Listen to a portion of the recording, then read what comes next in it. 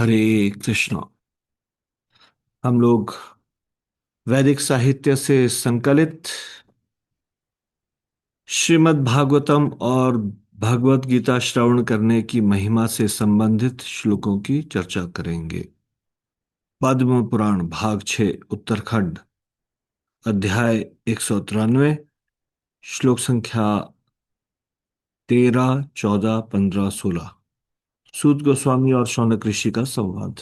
अलव्याल मुखाली जगत्राण विधायकम श्रीमद्भागवतं शास्त्रम कलो कृष्णेन भाषितम् एतस्माद् परं किंचिन् मनः शुद्धिकरं नहि जन्मान्तरकृतेः पुण्यैर् लभ्यते साधुभिस्तुतः। राज्ञः परीक्षितो मोक्षं ज्ञात्वा कमलसम्भवः तोलयामास शास्त्राणि पुराणानि महन्ति च श्रीमद्भागवतं तत्र गर्यो भुवि संगतम् श्रीमद्भागवती वार्ता सुराणामपि दुर्लभा। अनुवाद। काल रूपी सर्प के मुख से संसार को बचाने वाला है उस श्रीमद्भागवत शास्त्र को व्यास जी ने कहा है। इससे भिन्न कोई साधन मन को शुद्ध करने वाला नहीं है। जन्मांतरों में किए गए पुण्यों से ही साधुजनों से प्राप्त करते हैं। राजा परीक्षित के मोक्ष को जानकर ब्रह्मा जी ने महान शास्त्रों और पुराणों को तोला। उन सबों में संसार में श्रीमद् भागवत जन्य पुण्य सबसे अधिक हुआ। श्रीमद् भागवत की कथा देवताओं को भी दुर्लभ है। तो यहाँ पे पद्म पुराण में बताया जा रहा है कि श्रीमद् भागवतम ब्रह्मा जी ने सारे शास्त्रों के फलों को, शास्त्रों के पाठ के फलों को तोला और सबसे ज्यादा पुण्य वाला हुआ श्रीमद् भागवतम। तो श्रीमद् भागवतम इतना दुर्लभ है तो यहाँ लिखा है देवताओं के लिए भी ये दुर्लभ है। प्रतिदिन भागवत श्रवण करना चाहिए। इसके बारे में हम लोग अ, श्रीमद् भागवतम में तो सुनते ही है। नष्ट प्रायेषु भद्रेषु नित्यम भागवत सेवया भगवती उत्तम श्लोके भक्तिर्भवती नष्ट की। लेकिन इसके अलावा यहाँ पे पद्म पुराण में भाग 6 उत्तरखंड अध्याय 195 श्लोक संख्या 48 और 49 में सनत सनातन सनक सनंदन चार कुमार और ऋषि मुनियों का संवाद। तो इसमें बताया जा रहा है दुर्लभैव कथालोके श्रीमद्भागवतोद्भवा कोटि जन्म समुत्थेन पुण्येनैव तु लभ्यते तेन योग निधे साधो श्रोतव्या सात्वती कथा प्रत्यम प्रत्यहम नियमो नास्ति दीनानां वस्तुतो द्विजः।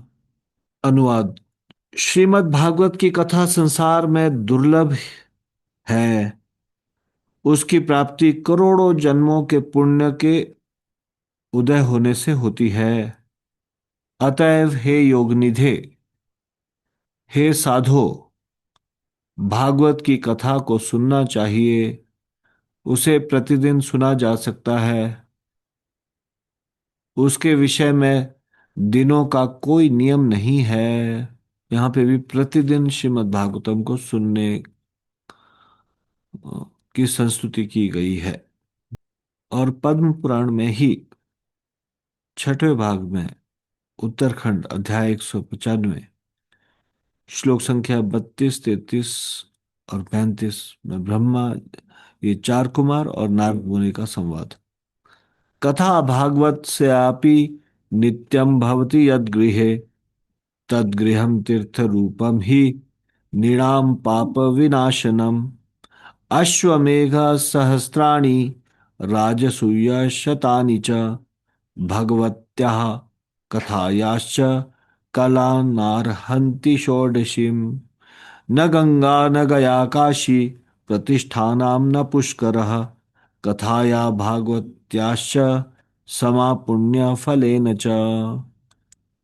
अनुवाद।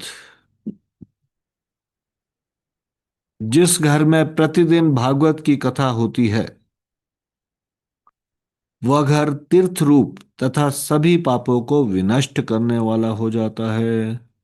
हजारों अश्वमेध यज्ञ तथा सैकड़ों राजसूय यज्ञ को का फल भागवत की कथा के फल के 16वें भाग के बराबर भी नहीं है।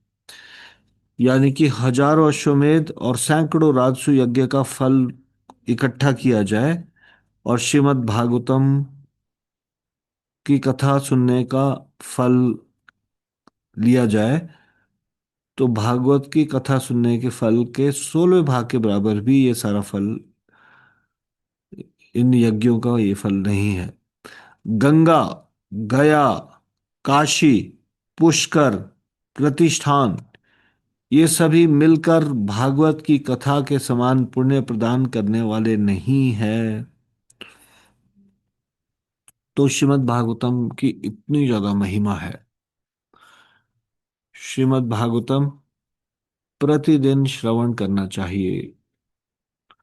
तो आज हम यहीं तक चर्चा करेंगे, इससे आगे की चर्चा हम कल करेंगे।